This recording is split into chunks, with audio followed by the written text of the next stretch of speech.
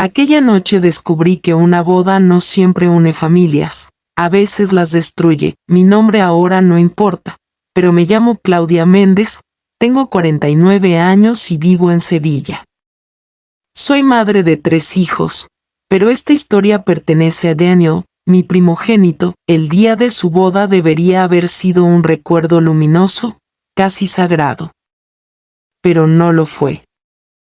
Aún puedo sentir el aroma a incienso mezclado con flores frescas en la iglesia, las luces doradas balanceándose desde el techo, los invitados fingiendo sonrisas perfectas. Daniel esperaba en el altar con su traje gris oscuro, el mismo que eligió con tanta emoción semanas antes. Estaba nervioso, sí, pero irradiaba una felicidad que me llenaba el pecho. Yo lo observaba con orgullo, hasta que llegó el brindis. El padre de la novia, don Álvaro Quintana, tomó el micrófono. Un hombre imponente, voz profunda, de esos que llenan un salón sin necesidad de hablar demasiado. Propietario de varias empresas de transporte en la ciudad. Todos lo respetaban. O, al menos, eso aparentaban. Levantó su copa de vino espumoso y dijo: quiero brindar por mi hija Lucía. Ella siempre ha sido rebelde desde pequeña. Y hoy, hoy se empeñó en casarse con este muchacho. Varias risas incómodas salieron del público. Don Álvaro hizo una pausa, dejó que el silencio tensara el aire y luego, mirando directo a Daniel, añadió: este chico es un completo insensato. Pero mi hija decidió casarse con él, así que, ¿qué le vamos a hacer?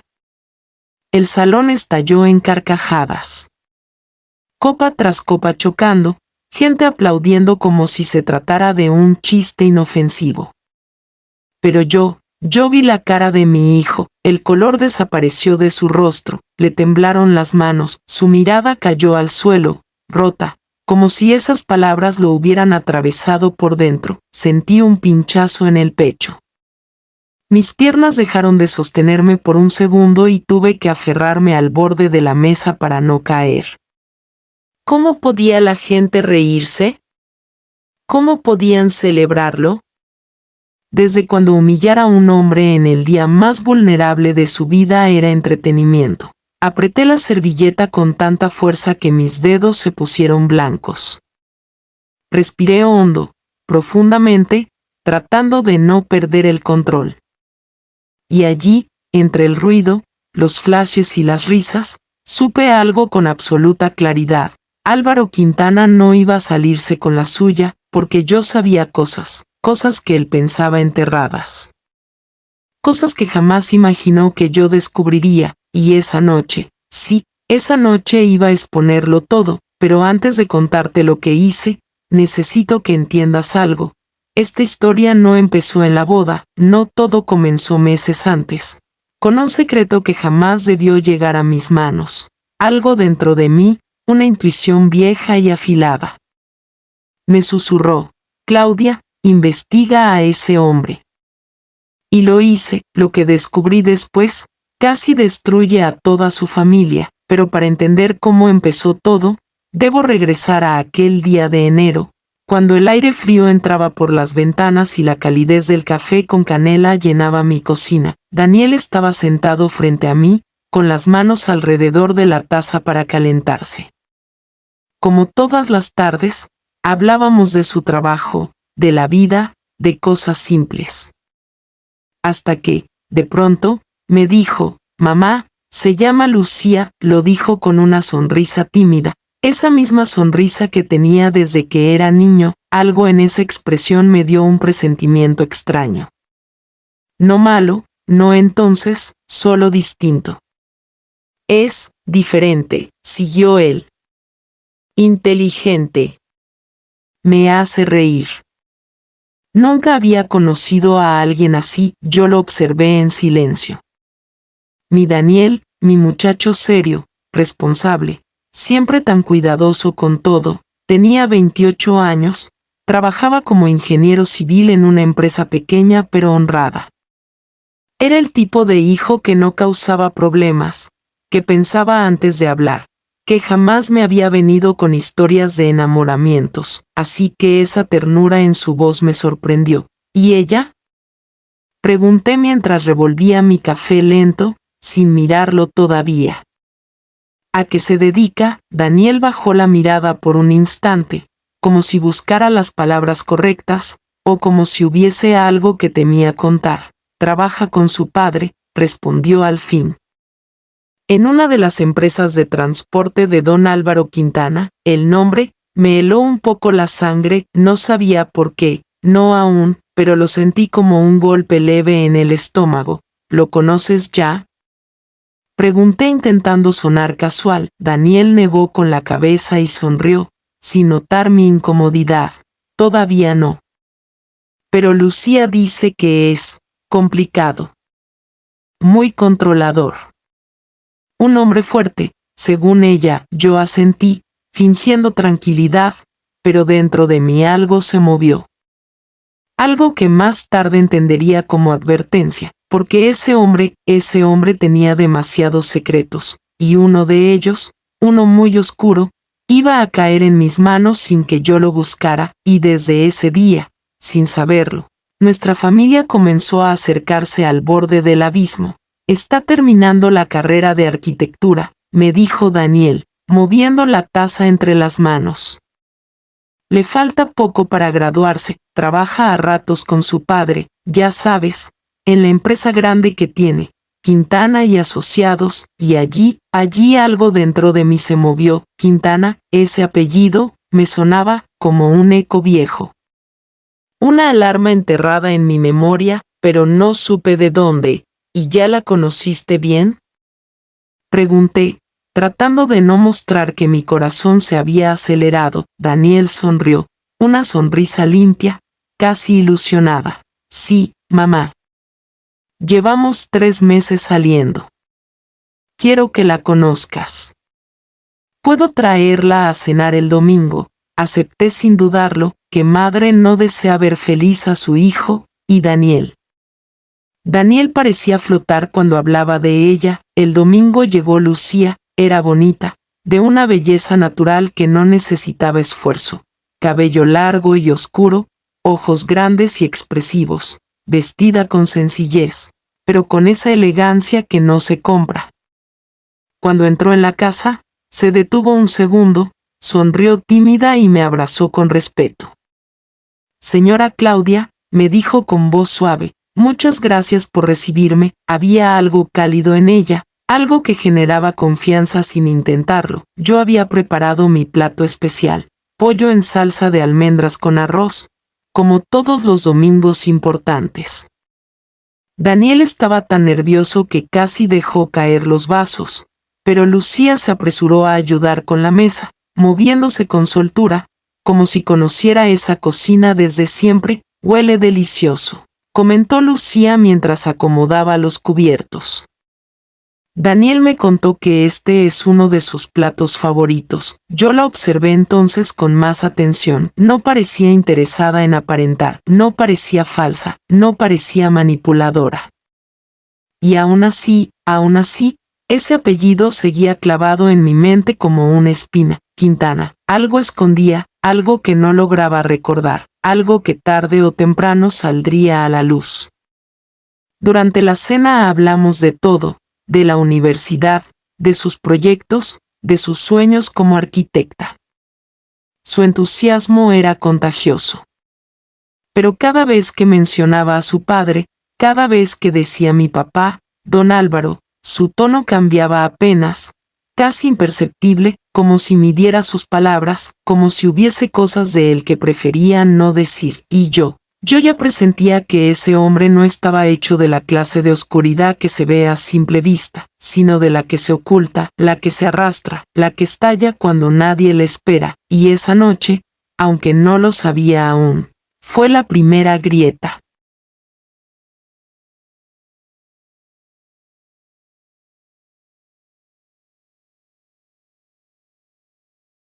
Conversamos largo rato. Lucía me habló de su carrera, de sus proyectos universitarios, de ese sueño casi poético que tenía. diseñar casas sustentables, hogares pensados para familias reales, no para millonarios. Había ternura en su voz cuando hablaba de su futuro, pero cuando mencionó a su padre, algo cambió. Mi papá es exigente, dijo mientras movía la comida en su plato con el tenedor. Siempre espera que sea perfecta.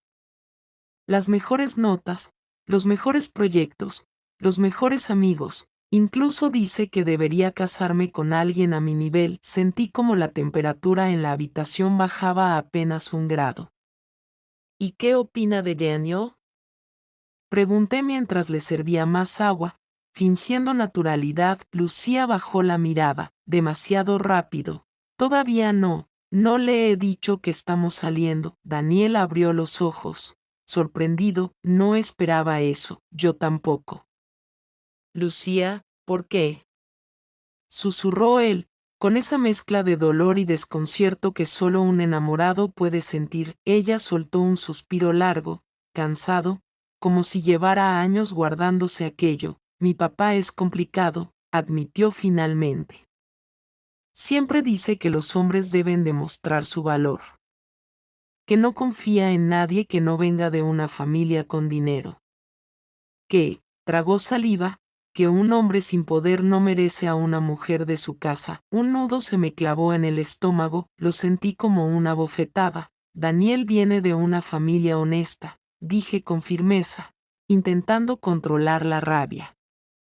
Y eso vale más que cualquier apellido. Lucía asintió, no estaba en desacuerdo, solo temía a su padre. Lo sé, señora Claudia, dijo, con los ojos brillando apenas. Mi papá solo piensa en estatus, en negocios, en alianzas. No le interesa la felicidad, solo las apariencias. La habitación se volvió pesada, el silencio se llenó de verdades incómodas. Daniel tomó su mano por debajo de la mesa, tratando de reconfortarla, y yo los miré, y aunque quise sentir alivio, algo dentro de mí gritaba. Ese hombre no será un suegro, será un enemigo, y aún no sabía cuán cierto era eso, porque lo que descubriría después sobre Álvaro Quintana, no solo pondría en riesgo su relación, sino nuestras vidas. Trabajador, con valores, le dije a Lucía.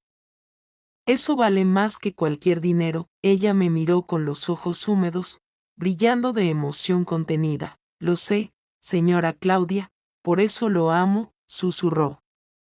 Daniel tomó su mano bajo la mesa, sonreí, intentando mostrar tranquilidad, pero por dentro algo me inquietaba. Álvaro Quintana sonaba a hombre difícil, a alguien que juzga a los demás por lo que tienen, por su posición, por lo que aparentan, y yo conocía a ese tipo de hombres, los había visto toda mi vida, siempre esconden algo. Siempre hay un secreto bajo esa fachada impecable. Los meses pasaron. Daniel y Lucía consolidaron su relación, convirtiéndose en novios formales. Él estaba enamorado, radiante, lleno de una alegría que hacía eco en toda la casa. Llegaba cantando, contaba chistes, se quedaba hasta tarde trabajando en proyectos con entusiasmo renovado. Mamá, me decía mientras desayunábamos, Lucía me entiende. Me respeta. No le importa que no tenga un coche nuevo, que viva en un departamento pequeño. Dice que lo importante es construir juntos. Yo asentía, disfrutando de su felicidad, pero no podía dejar de pensar en lo que me inquietaba. Ese hombre, Álvaro, tenía un mundo detrás de sí que nadie mostraba, algo oscuro. Algo que amenazaba con aparecer cuando menos lo esperábamos, y yo, como madre, ya había sentido la advertencia de mi instinto. Tenía que estar alerta, porque, aunque Daniel no lo supiera todavía, nuestra tranquilidad estaba a punto de romperse, y lo que Lucía no podía decir, yo lo descubriría antes de que fuese demasiado tarde. Un día, Daniel llegó a casa con el ceño fruncido, más serio de lo habitual. Mamá, tengo que decirte algo, me dijo, mientras dejaba la chaqueta sobre el sofá. Nos sentamos en la sala. Afuera llovía, el sonido del agua golpeando los cristales tenía un efecto casi calmante, aunque mi corazón ya latía acelerado, voy a pedirle matrimonio a Lucía. Sentí una mezcla de alegría y miedo que me dejó en silencio por unos segundos. ¿Ya conociste a su familia? Pregunté, intentando sonar tranquila. Sí, dijo Daniel. Fui a cenar a su casa hace un par de semanas. ¿Y cómo te fue? Daniel dudó. Miró hacia la ventana, como si la lluvia pudiera borrar sus palabras. Su padre. Álvaro Quintana es raro, mamá. Me hizo un montón de preguntas sobre mi trabajo, mi sueldo, mis planes. Quería saber cuánto ganaba al mes, cuánto tenía ahorrado, si tenía propiedades. ¿Y qué le dijiste? La verdad, respondió Daniel.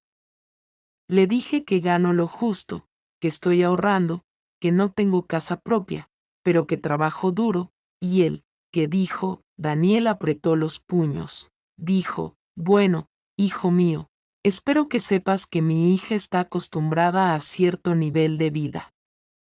No cualquiera puede mantenerla. Sentí un calor subiéndome por la espalda, un cóctel de rabia y preocupación que tuve que contener para no reaccionar en ese momento. ¿Y Lucía? Pregunté, tratando de no mostrar mi tensión. ¿Qué dijo ella? Daniel suspiró, pero su expresión se suavizó apenas. Se enojó con él. Le dijo que yo era un buen hombre, que eso no importaba, que lo importante era que nos amamos y queremos construir nuestra vida juntos. Sonreí débilmente, pero dentro de mí, un sentimiento oscuro seguía creciendo. Álvaro Quintana no era un hombre común ni fácil, había algo más detrás de su autoridad, detrás de su exigencia, algo que, en cuanto se descubriera, cambiaría nuestras vidas para siempre, y aunque Daniel aún no lo sabía, la lucha que se avecinaba no sería solo por su amor, sino por la verdad.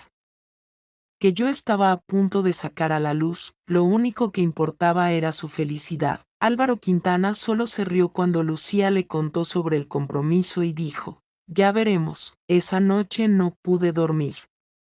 Algo en ese hombre me molestaba profundamente, no era solo su arrogancia.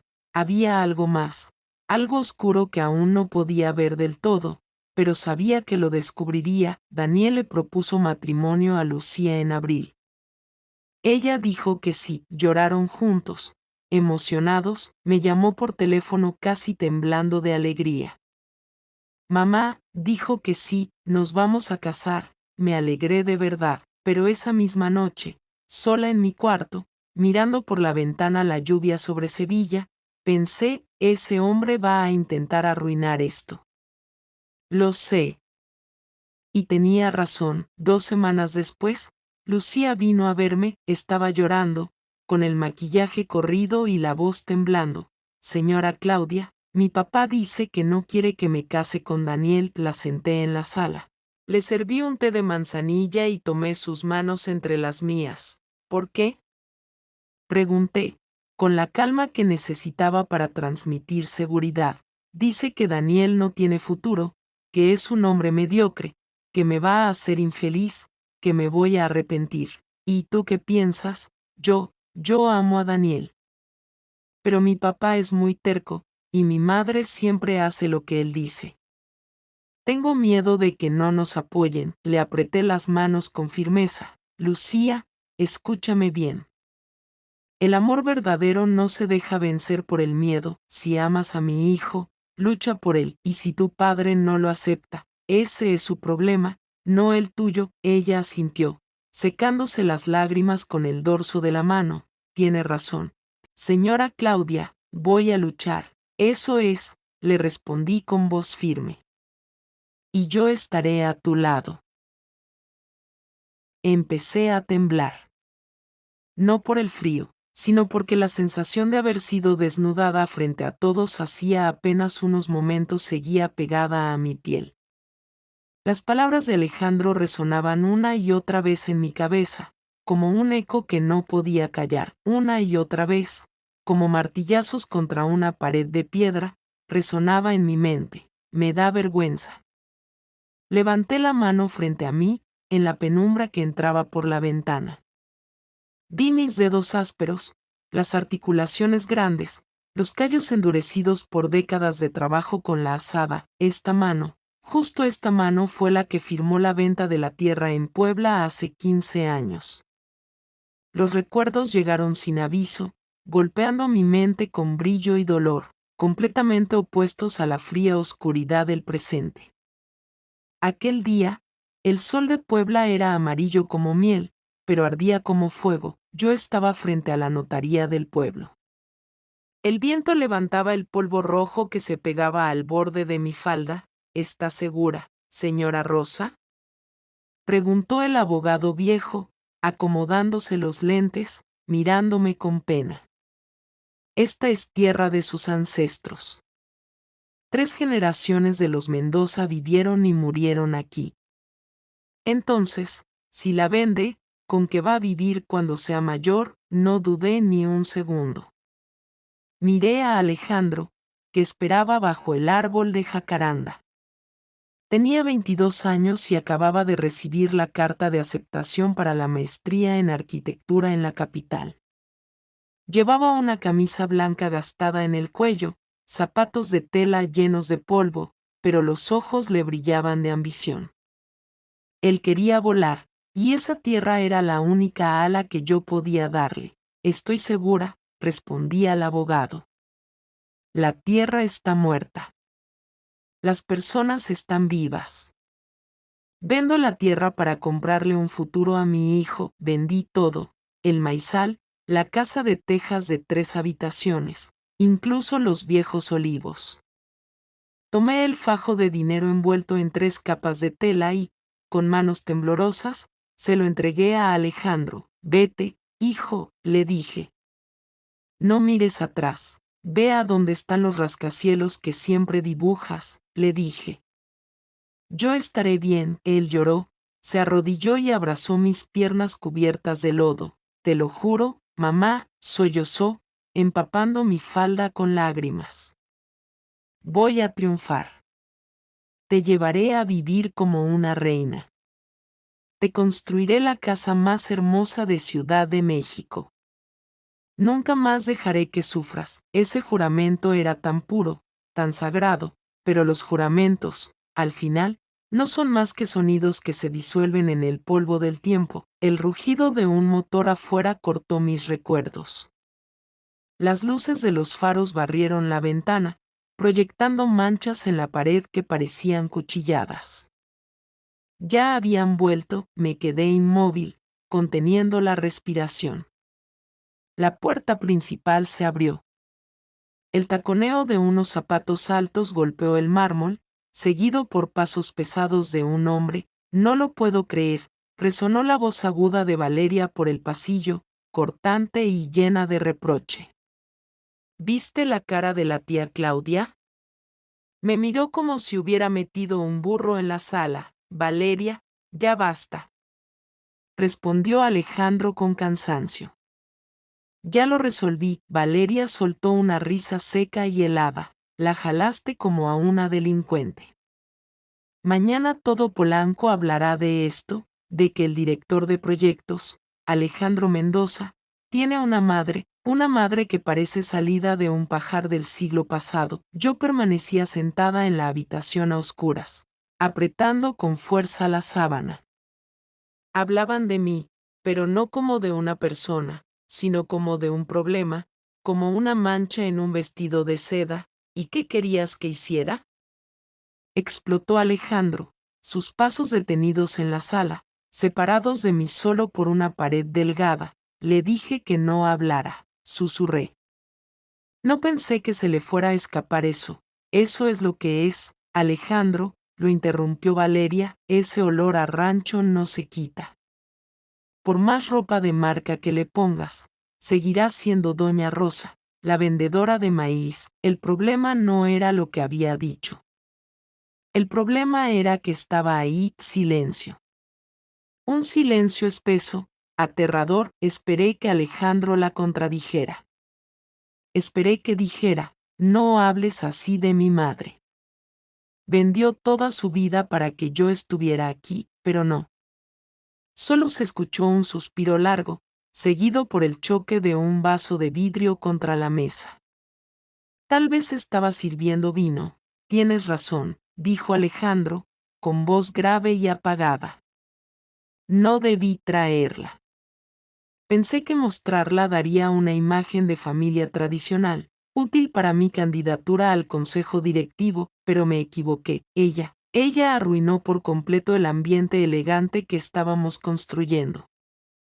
Las lágrimas que había contenido desde la fiesta empezaron a deslizarse silenciosas por mis mejillas calientes y saladas.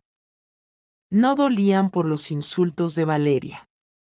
Dolían por la complicidad de mi propio hijo. Al final, mi presencia en esta casa, en esas fiestas, no era más que una pieza dentro de su estrategia de imagen.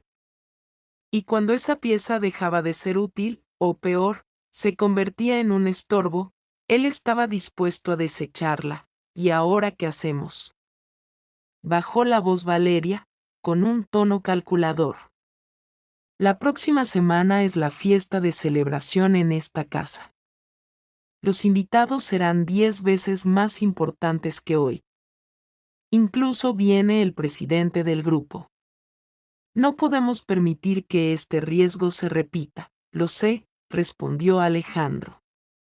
Hablaré con ella. Le diré que lo mejor es que se vaya a algún lado, que regrese al pueblo a visitar parientes. Por ejemplo, dijo Alejandro. ¿A qué pueblo? Se burló Valeria. Si ya vendió toda la tierra. ¿La vas a echar a la calle? No, dudó Alejandro. Entonces que se quede en el cuarto. Decimos que está enferma, o cansada, lo que sea, mientras no salga al salón cuando haya gente. Está bien, cerró Valeria. Sus tacones volvieron a sonar, alejándose hacia las escaleras. Tú encárgate de eso. No quiero tener que hacer de villana. Me voy a bañar. Traigo el cuerpo impregnado de pueblo. Los pasos se perdieron en el piso de arriba. La puerta del dormitorio principal se cerró. La casa volvió al silencio. Solo yo quedé sentada en la oscuridad de la planta baja. Miré alrededor del cuarto en penumbra. Sobre el armario había una fotografía vieja, enmarcada en madera barata. Era del día en que Alejandro se graduó de la universidad. Yo estaba a su lado, sonriendo hasta achinar los ojos, abrazando un enorme ramo de girasoles. Él me rodeaba con el brazo, con una expresión llena de orgullo. Ese día, se sentía orgulloso de mí, porque entonces, mi sacrificio era el trampolín que lo impulsaba hacia arriba. Ahora que ya había volado alto, mi existencia se había convertido en un peso que lo arrastraba hacia abajo. Me puse de pie, las rodillas crujieron. Caminé hasta el viejo ropero de madera en la esquina, lo único que traje conmigo desde Puebla. El mismo que Valeria había intentado tirar varias veces porque no combinaba con la decoración moderna. Abrí el cajón inferior. Debajo de la ropa interior gastada saqué una caja de lata oxidada. Dentro había papeles, el contrato de venta de la tierra de aquellos años, los comprobantes de transferencias bancarias y, lo más importante, los poderes y estados de cuenta de varias cuentas bancarias a nombre compartido. Cuentas que Alejandro había creado para evadir impuestos y proteger su patrimonio usando mi nombre limpio. Hacía 3 años. En ese momento me dijo, mamá, ponlo a tu nombre por mí. Mi negocio es riesgoso, necesito un lugar seguro. Tú eres en quien más confío, me había dicho. Yo firmé porque confiaba en él. Nunca leí con atención lo que firmaba. Solo sabía que, si mi hijo necesitaba a su madre, yo daría todo, pero esa noche, bajo la luz tenue de la lámpara que acababa de encender, me puse los lentes para leer. Empecé a examinar los documentos línea por línea, palabra por palabra. No como una madre ciega, sino como una mujer que alguna vez supo calcular cada grano de maíz para mantener con vida a su familia durante las sequías, y entonces me di cuenta de algo doloroso, pero claro, en la historia de éxito de Alejandro, yo ya no era madre. Era un detalle que había que ocultar frente a la imagen pública. Pero, al mismo tiempo, era la caja fuerte donde él guardaba sus secretos financieros. Se avergonzaba de mí, pero necesitaba mi nombre. Quería que yo fuera invisible, pero necesitaba mi firma visible en los documentos legales. Una sonrisa amarga apareció en mis labios. No era de alegría, era la acidez de un limón exprimido hasta la última gota, y luego arrojado. Cerré la caja de metal. Clic, resonó en la noche silenciosa. Más fuerte que el portazo de antes, ya no lloré. Las lágrimas se habían secado. Guardé la caja en el fondo del ropero y la cerré con cuidado. Pasé la llave por la cadena de plata que llevaba colgada al cuello, me dirigí a la cama, me acosté y me cubrí hasta el pecho. El estómago me dolía de hambre, no había comido nada en toda la noche. Pero no bajé a la cocina. No iba a comer las sobras de su refrigerador, cerré los ojos. La imagen de Alejandro arrodillado a mis pies en Puebla se desvaneció. En su lugar apareció su rostro frío, en la fiesta. Me da vergüenza, está bien, hijo, si me ves como una mancha que hay que borrar, entonces te mostraré qué tan profundas son las raíces de esa mancha. ¿Quieres que tu madre sea solo una sombra? Seré una sombra, pero olvidas algo, la sombra siempre es más grande que el cuerpo. Cuando el sol se pone, y tu sol ya está empezando a caer, Alejandro, hola. Si esta historia tocó tu corazón, suscríbete al canal para acompañarnos hasta el final. Lo que viene, nadie lo espera. Y no olvides decirnos desde dónde nos estás viendo en los comentarios. Queremos saber hasta dónde llegan nuestras historias. El aire dentro de la casa cambió. No explotó como una bomba, se volvió espeso, poco a poco asfixiante, como cuando está a punto de caer una tormenta en Puebla. Las nubes negras bajan casi hasta tocar el suelo y oprimen el pecho, haciendo difícil respirar. Después de aquella noche de la fiesta, nadie volvió a mencionar lo ocurrido. Nadie pidió perdón. Nadie dio explicaciones. Alejandro y Valeria se comportaron como si lo del pasillo nunca hubiera pasado, pero yo sabía que se había levantado un muro invisible, espeso, transparente y helado. La tercera mañana después de ese evento, entré a la cocina a las 7. La costumbre de madrugar, propia de la gente del campo, se lleva en la sangre y no se quita. En la cocina, Valeria estaba de pie junto a la costosa cafetera Nespresso. El aroma del café recién molido llenaba el aire, muy distinto al café de olla con canela que yo solía tomar. Al verme entrar, su espalda se tensó apenas, solo un poco. Luego se giró y me dirigió una sonrisa industrial. Solo los labios se curvaban. Sus ojos permanecían planos, como un lago muerto. Buenos días, mamá, dijo Valeria. Tan temprano, ¿por qué no duerme un poco más? Ya estoy acostumbrada, respondí, avanzando hacia el refrigerador para tomar la jarra de agua. Valeria dio un paso al costado, suave, pero se interpuso en mi camino. Yo se la traigo, dijo rápido. Siéntese mejor, ya tiene edad, no ande caminando tanto en la cocina, no vaya a resbalarse. Y luego, ¿qué problema, resbalarme? Me detuve. He caminado por surcos de tierra disparejos durante 60 años, sin caerme jamás. Y ahora, en este piso de granito pulido, le preocupa que me resbale. Valeria sirvió el agua en un vaso de cristal y lo dejó sobre la isla de la cocina, lejos de la zona de preparación. Ah, mamá, añadió con un tono ligero, como si hablara del clima. Esta noche vamos a tener visitas. Mi corazón dio un brinco. ¿Qué visitas? Unos amigos del consejo directivo de Alejandro, y algunos socios inversionistas, dijo, mientras limpiaba una mancha invisible en la superficie. Puras cosas de trabajo, números, contratos, entendí lo que quería decir, pero me quedé en silencio, esperando que se dictara la sentencia. Valeria volvió a mirarme con la expresión más falsa de comprensión que había visto en mi vida. Pensamos hablar en la sala. Va a haber ruido y humo de cigarro. Mamá, mejor cene temprano en su cuarto. Le diré a María que le lleve la bandeja, coma tranquila, viendo la tele. Estos temas de negocios dan dolor de cabeza, y usted tampoco los va a entender. No me prohibió salir. Me aconsejó quedarme en el cuarto por mi propio bien. Crueldad envuelta en una falsa preocupación, tan dulce que daba miedo, la miré. No parpadeó. Estaba esperando resistencia, o cumpliendo su misión. Recordé mi plan.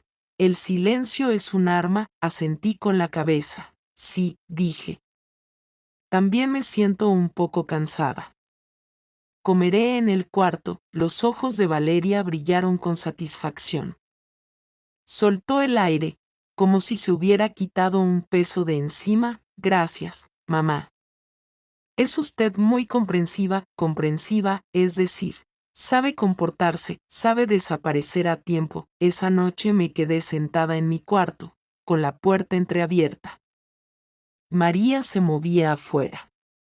Desde la sala llegaba el tintinear de las copas, el jazz sonando bajo, las risas ruidosas de hombres exitosos y mujeres sofisticadas. María me llevó la bandeja con la cena, arroz frito, un poco de pollo salteado, sopa de verduras. Sobras del mediodía, miré la comida. Luego miré hacia la puerta, escuché la voz de Alejandro, fuerte, segura, cargada de autoridad. Hablaba de visión, de valores, de sustentabilidad. La familia es mi base, lo oí decir. Todo lo que hago es por mi familia. Sonaron algunos aplausos dispersos. El señor Alejandro es todo un ejemplo de hombre, elogió una voz femenina. Yo masticaba el pollo seco. La familia es la base. Esa base estaba encerrada en un cuarto de 15 metros cuadrados, junto a la cocina, comiendo sobras, mientras él usaba la palabra familia para pulir su imagen frente a extraños. Ya no me sentí triste. Sentí náuseas. Los días siguientes fueron una cadena de aislamiento sutil. Me convertí en un fantasma dentro de la casa de mi propio hijo. Si entraba a la sala cuando estaban viendo televisión, Alejandro tomaba el control y cambiaba de canal, o se levantaba de inmediato con cualquier excusa. Agua, una llamada, el baño. Si preguntaba por su trabajo, respondía, es complicado, mamá. No tienes que preocuparte. ¿Qué hago, Rodrigo? Pregunté con voz rota. Como detengo una boda sin destrozar a mi propio hijo, Rodrigo me miró con una serenidad triste. No es una boda lo que va a destrozarlo, dijo. Es entrar a una familia que se está hundiendo. Usted no está destruyendo nada, Claudia. Usted está evitando que Daniel se hunda con ellos. Tomé el sobre con ambas manos. Mi decisión se estaba formando, dura, inevitable. Gracias, Rodrigo, susurré. Lo que haga ahora, dijo él, puede salvar vidas. Salí de la oficina con el sobre apretado contra mi pecho. El pasillo olía a detergente y a café viejo. Bajé las escaleras temblando, sabiendo que mi vida, la de Daniel y la de Lucía, acababan de cambiar para siempre. Y justo cuando abrí la puerta hacia la calle, mi teléfono vibró. Era Daniel. Mamá, ¿puedes hablar? Pasó algo con Álvaro, es urgente. Sentí que mis pies se aflojaban. La tormenta acababa de empezar. Salí de esa oficina con la carpeta apretada contra mi pecho, como si llevara una bomba que podía estallar en cualquier momento. Caminé por la calle sin saber a dónde ir. El aire olía a gasolina y a pan dulce de una panadería cercana, pero yo no sentía nada. No escuchaba nada. Todo mi cuerpo estaba en modo supervivencia. La ciudad seguía su ritmo normal, pero dentro de mí había un caos silencioso. Caminé y caminé hasta llegar al estacionamiento donde había dejado mi coche. Mis manos temblaban tanto que me costó abrir la puerta. Me senté, cerré los ojos y respiré profundamente, intentando ordenar mis pensamientos. Pero era imposible. Tenía la verdad, una verdad tan horrenda que podía destruir 2 hogares, 2 familias, 2 vidas que no merecían cargar con el pecado de ese hombre. ¿Qué hago ahora?, me pregunté una y otra vez. Pensé en Daniel, en su sonrisa nerviosa, en cómo hablaba de Lucía, en cómo la miraba, en cómo soñaba con la boda, con la casa que quería construir juntos. Pensé en Lucía, en su dulzura, en esa tristeza que llevaba dentro sin saber por qué, en la vida de mentiras en la que había crecido sin darse cuenta. Pensé en la esposa de Álvaro, esa mujer silenciosa, elegante, que vivía con la mirada perdida. Ella ya intuía algo, las mujeres siempre intuimos, y pensé en Álvaro, con su sonrisa falsa, su mirada altiva, su voz llena de soberbia, un hombre acostumbrado a aplastar a quienes se cruzaban en su camino. Rodrigo tenía razón, ese hombre no iba a aceptar nada, ese hombre no se iba a dejar destruir tan fácilmente. Miré la carpeta sobre el asiento del copiloto, era gruesa, pesada, llena de pruebas, papeles que podían quemar imperios. Encendí el auto y manejé sin rumbo durante casi 1 hora. Pasé por calles que conocía, por otras que no, hasta que de pronto me encontré frente al parque donde solía llevar a Daniel cuando era niño. Me estacioné y bajé del coche. Necesitaba aire, necesitaba claridad. Me senté en una banca. El viento movía las hojas de los árboles y los niños jugaban en los columpios. Todo parecía tan normal, tan ajeno a la desgracia que estaba por desatarse. Y entonces, mientras miraba el horizonte, supe algo. No iba a decir nada todavía, no sin un plan, no sin proteger primero a Daniel, y quizás también a Lucía. Tenía que esperar, tenía que observar, tenía que encontrar el momento exacto en el que la verdad doliera menos, o en el que doliera lo necesario. Fue en ese momento que mi teléfono vibró. Miré la pantalla, era Daniel. Tomé aire antes de contestar. Hijo, del otro lado, escuché su voz temblorosa. Mamá, ¿puedes venir a casa de Lucía? Pasó algo con su papá, es grave. Mi corazón se detuvo. Daniel, ¿qué pasó?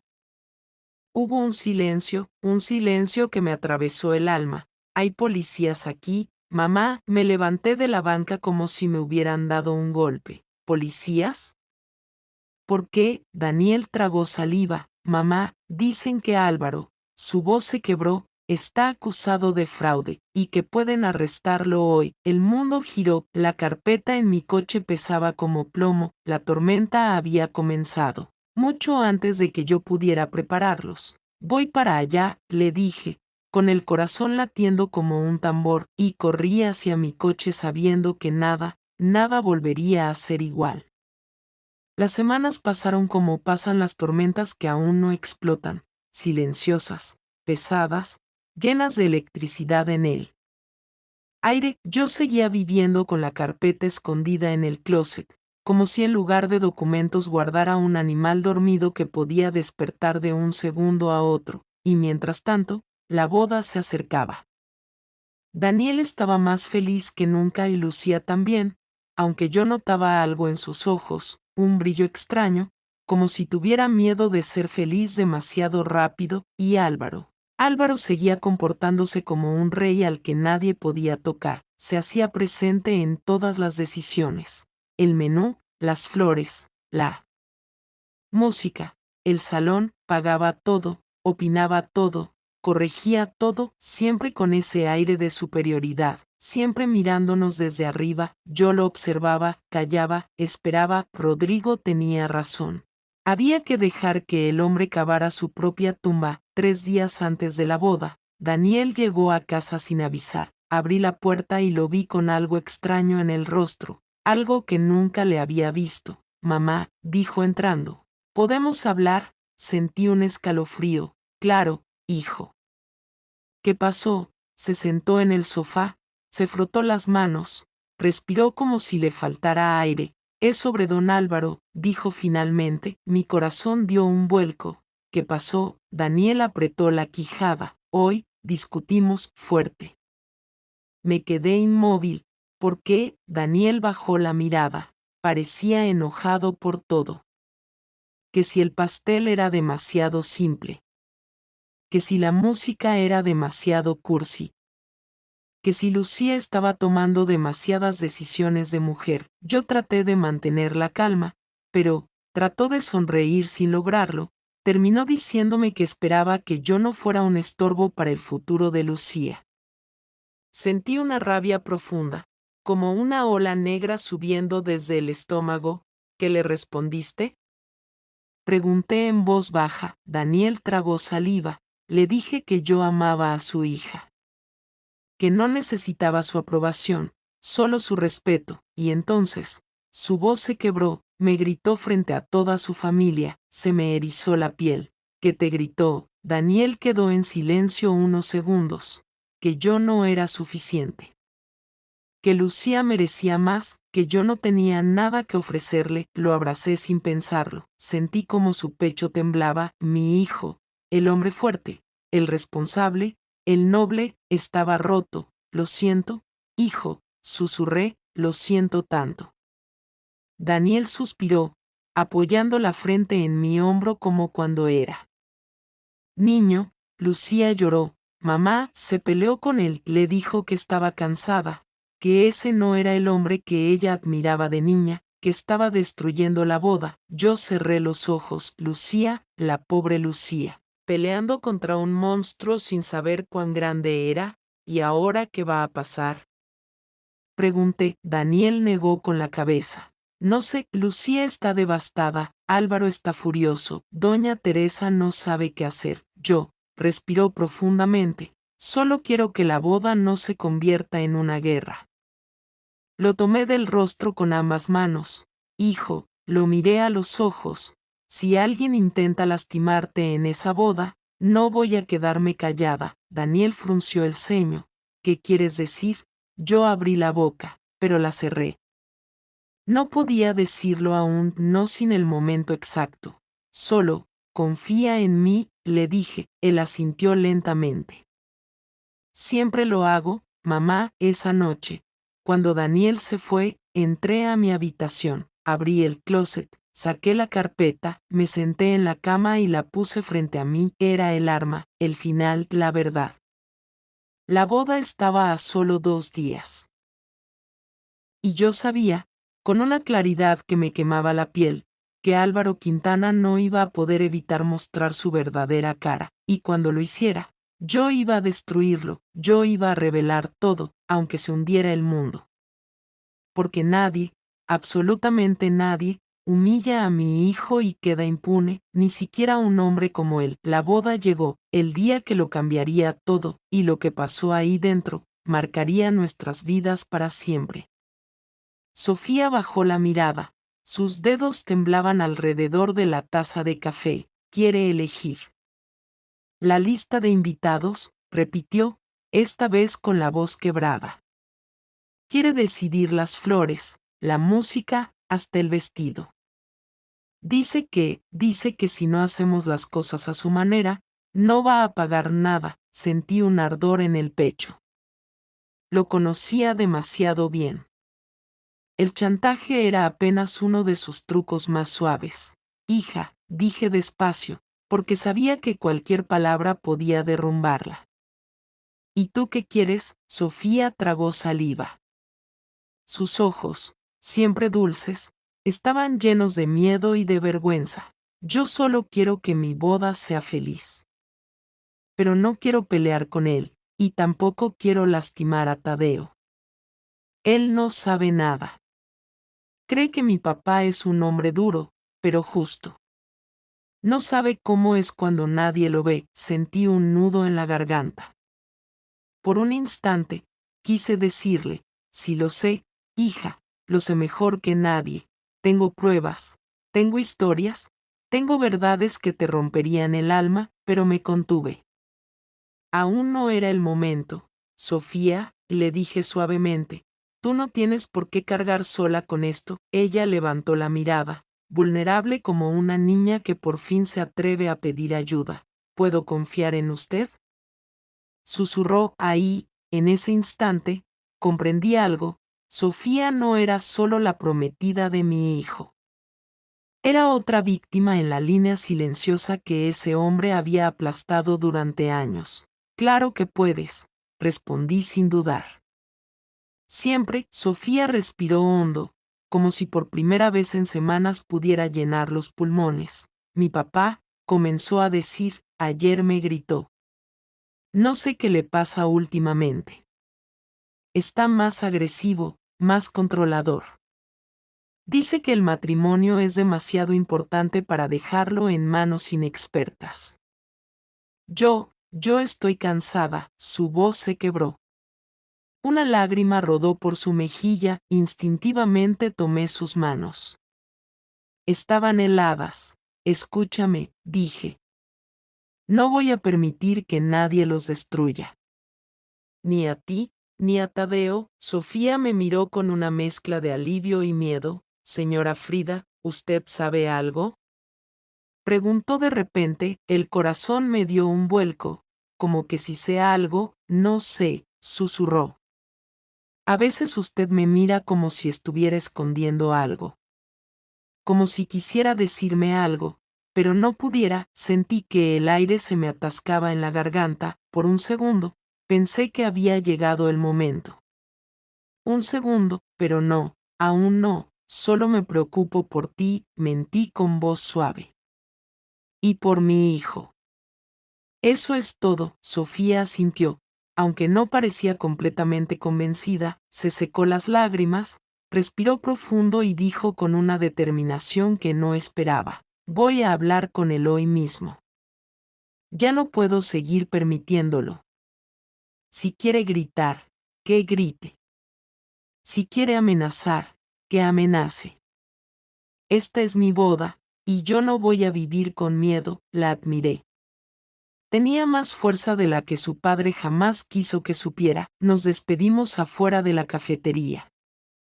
Cuando Sofía se alejó, sentí un escalofrío recorrerme todo el cuerpo, porque lo supe en ese instante, como un presentimiento frío que te muerde el alma. Si Sofía lo enfrentaba, don Humberto no se iba a quedar de brazos cruzados, y cuando un hombre como él se siente acorralado, puede hacer cosas terribles. Caminé hacia mi casa con prisa, subí las escaleras, abrí el closet, tomé la carpeta. La puse sobre la mesa, la abrí, los documentos brillaron bajo la luz, como si me estuvieran diciendo, es ahora o nunca, y ahí, viéndola de frente, entendí que el final ya estaba escrito. Solo faltaba una chispa para que todo explotara. No buscaba una boda perfecta, no buscaba flores elegantes, ni invitados importantes, ni un salón lleno de políticos y empresarios. Sofía solo quería algo que nunca había tenido. Un gesto de amor de su padre, un estoy orgulloso de ti que nunca llegaba, y ahí, en esa cafetería, con el aroma a pan dulce y café recién hecho, entendí la raíz de toda su tristeza. Sofía estaba acostumbrada a vivir mendigando cariño, igual que su madre. Hija, le dije en voz baja, hay padres que no saben amar. No porque tú no lo merezcas, sino porque ellos no pueden. Sofía apretó los labios. Una lágrima, espesa, cayó sobre su servilleta. A veces pienso, susurró, que si yo desapareciera, mi papá ni siquiera lo notaría. Eso me atravesó el alma, porque conocía demasiado bien a don Humberto, su soberbia, su necesidad de controlar, su obsesión por la apariencia, y sabía que ese hombre era perfectamente capaz de romper a su familia sin siquiera darse cuenta. No digas eso, le respondí con firmeza. Eres una mujer buena, sensible, trabajadora. No dejes que él te haga creer que vales menos. Sofía respiró hondo, como si estuviera intentando guardar en el pecho lo poco de esperanza que le quedaba. Señora Frida, me miró directo a los ojos. ¿Alguna vez ha pensado que mi papá oculta algo? Mi corazón se detuvo. Ocultar. ¿A qué te refieres? No sé, dijo, frustrada. Últimamente está extraño. Recibe llamadas a escondidas. Salió 2 noches seguidas diciendo que tenía reuniones urgentes. Y ayer, se frotó las manos, nerviosa, encontré unos documentos en su estudio. Los guardó rápido cuando entré, como si no quisiera que los viera, sentí un escalofrío, era como si el destino se estuviera acercando, inexorable, obligándonos a mirar la verdad. ¿Qué tipo de documentos eran? Pregunté, intentando mantener la voz neutral. No los vi bien. Solo alcancé a notar unas firmas, creo que eran transferencias bancarias. Y había un nombre que me llamó la atención. ¿Cuál nombre? Sofía entrecerró los ojos, tratando de recordarlo. Armenta, algo. No sé.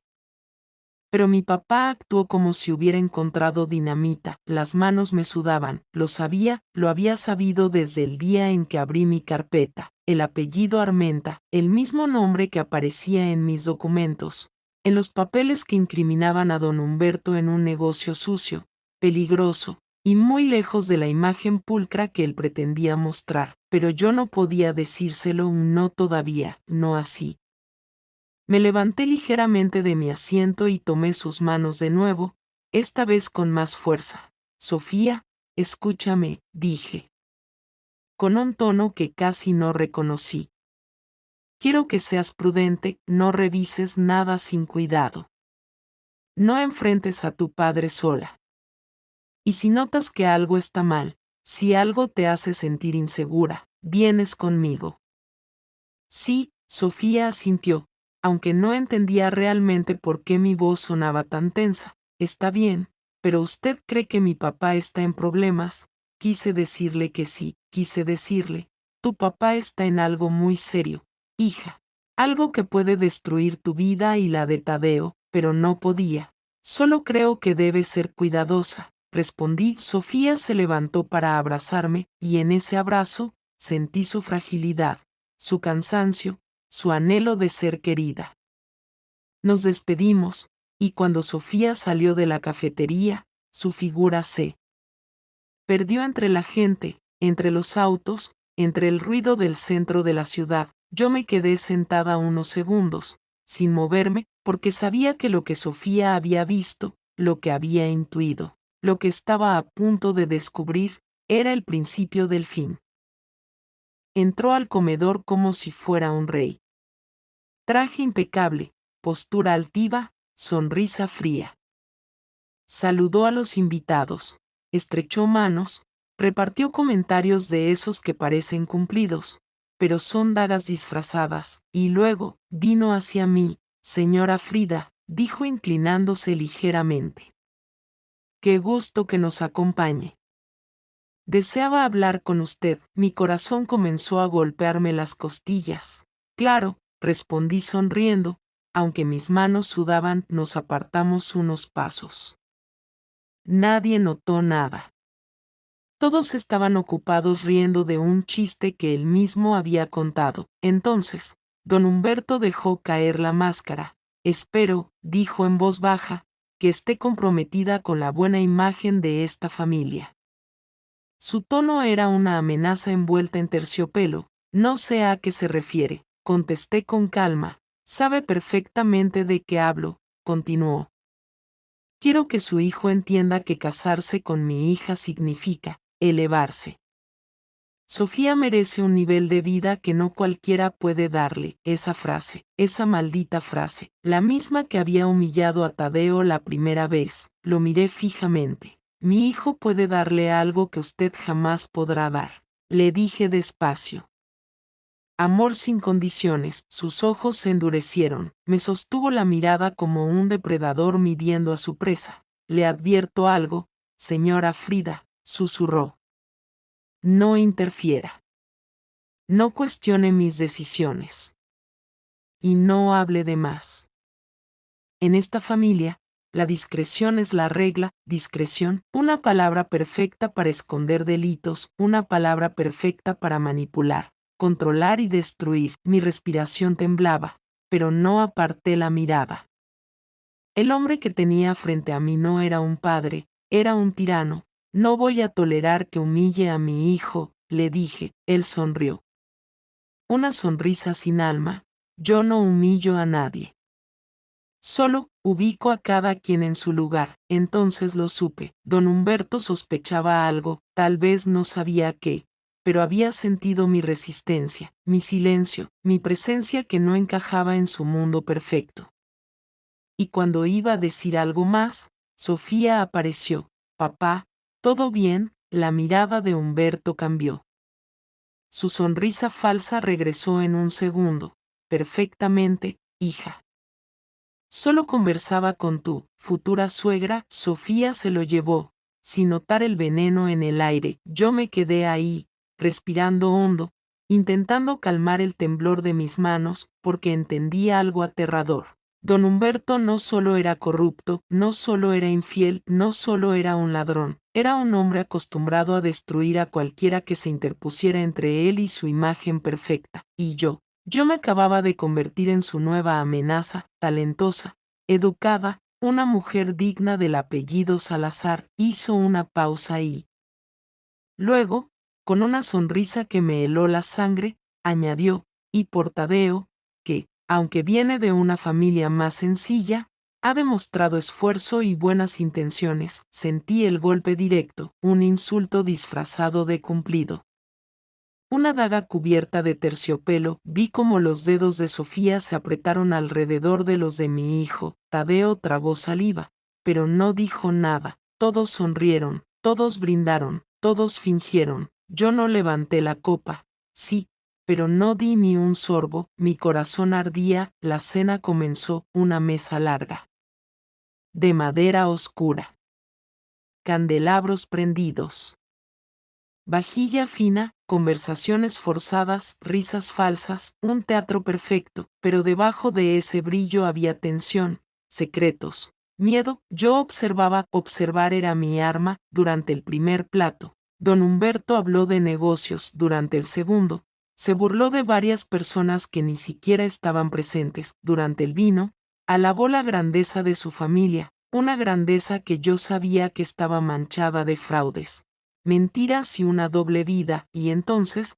llegó el golpe final. A mitad del postre, miró a Tadeo y dijo: hijo, cuando te cases con mi Sofía, quiero que entiendas algo muy claro. No todas las familias están al nivel de la nuestra. No es culpa de nadie, solo la realidad. Las palabras cayeron como piedras. Sofía bajó la mirada. Guadalupe se tensó. Tadeo enrojeció, pero se mantuvo en silencio por respeto a Sofía. Y yo sentí como esa carpeta escondida en mi closet ardía como un fuego dentro de mí. Me limpié la boca con la servilleta, dejé el cubierto en la mesa y hablé. Don Humberto. El salón quedó en silencio. Podías oír el tic-tac del reloj del comedor. Él levantó la mirada, con esa sonrisa arrogante. Sí, señora Frida, lo miré directo a los ojos, y con la voz más tranquila que pude, dije: el nivel de una familia no se mide por el dinero, sino por los valores. Y en eso, créame, todos somos iguales. Su sonrisa se borró, literalmente se borró, como si alguien hubiese apagado una luz en su rostro. No sé si entiendo su comentario, respondió con un tono que buscaba intimidación. Estoy segura de que sí lo entiende, contesté. Nadie habló. El aire era tan denso que casi podía tocarse. Guadalupe evitaba mirarnos. Sofía estaba a punto de llorar. Tadeo me miraba con orgullo y con miedo de lo que pudiera pasar. Entonces, don Humberto apoyó los codos en la mesa y me observó como si quisiera atravesarme. Señora Frida, dijo despacio, hay momentos y lugares para hablar de ciertas cosas.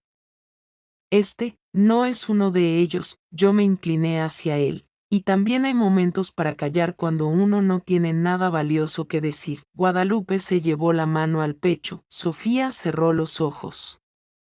Tadeo me apretó la mano por debajo de la mesa. Don Humberto se enderezó. Su mirada ya no era de advertencia, era de enemigo. En ese momento lo supe. La guerra había empezado, y él no estaba acostumbrado a perder. Pero tampoco contaba con una verdad capaz de destruirlo, una verdad que yo guardaba, una verdad que esperaba él. Momento exacto para salir a la luz, y ese momento se acercaba más rápido de lo que cualquiera imaginaba, facilidad, como si la mentira fuera aire para él. Y claro, añadió don Humberto, cuando Sofía y Tadeo tengan hijos, quiero que crezcan rodeados de oportunidades.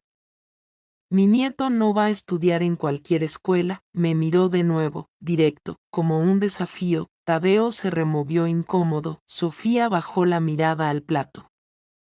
Yo respiré hondo para no levantarme y gritarle sus verdades en la mesa. Los hijos, respondí con calma, necesitan amor, apoyo y un hogar honesto. Lo demás se construye, él sonrió, esa sonrisa falsa que conocía demasiado bien. Por supuesto, Frida.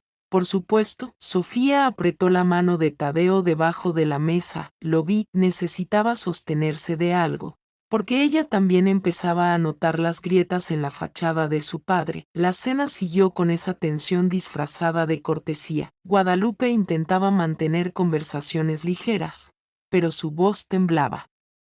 Yo veía en ella algo que antes no había entendido. El cansancio de una vida construida sobre secretos. Cuando sirvieron el postre, don Humberto volvió a tomar la palabra, como siempre. Tadeo, dijo con el tono de un jefe, no de un futuro suegro. Me gustaría que trabajaras conmigo después de la boda. Tengo contactos. Puedo ayudarte a crecer. A no quedarte estancado. La palabra estancado me quemó por dentro. Tadeo respiró hondo y respondió, gracias, don Humberto, pero yo prefiero seguir en mi empresa. Quiero crecer por mi cuenta. El silencio fue brutal. Podías escuchar el tintinear de los cubiertos de los meseros al fondo. La mandíbula de don Humberto se tensó. Mira, hijo, dijo con una risa que no combinaba con sus ojos. En esta vida hay que aspirar a más. No todos nacemos con oportunidades. Pero si te las ofrecen, hay que tomarlas. Yo ya no podía más. O también, intervine, hay quienes no toman oportunidades ajenas, porque tienen valores. Porque saben ganarse las cosas sin trampas. La copa de don Humberto tembló en su mano. Sofía abrió los ojos. Sorprendida, Tadeo me miró con temor y orgullo. Guadalupe respiró hondo. Como si un golpe invisible acabara de atravesarla, Humberto dejó la copa en la mesa con un tac seco. No entiendo por qué insiste tanto en ese tema, señora Frida, dijo en voz baja, pero filosa como una navaja. La honestidad, qué palabra tan grande. Y tan mal usada a veces. Yo sostuve su mirada. La uso con quienes la conocen, respondí. Ese fue el momento, lo supe. Él también. Don Humberto entrecerró los ojos. Estaba tratando de descifrar si yo sabía algo. Si sospechaba, si había visto, y yo vi cómo, por primera vez, un pequeño destello de miedo cruzó por su mirada, un destello rápido, pero real. Entonces sonrió. Esa sonrisa fría que ya casi podía oler. Frida, dijo, tendremos que hablar usted y yo. A solas. Muy pronto, Sofía tragó saliva, Tadeo se tensó. Yo lo miré sin parpadear. Cuando usted quiera, respondí, porque ese era el momento que había estado esperando, el momento en que él intuyera que yo no era una madre más. Que no me iba a quedar callada, que sabía, o estaba a punto de saber. La cena terminó con un silencio incómodo, mientras todos se levantaban. Don Humberto se acercó a mí, muy cerca, tanto que sentí su aliento. No sé qué pretende, susurró. Pero no se meta donde no le corresponde. O va a salir lastimada. Yo sonreí. Usted no sabe cuántas veces me han dicho eso, respondí.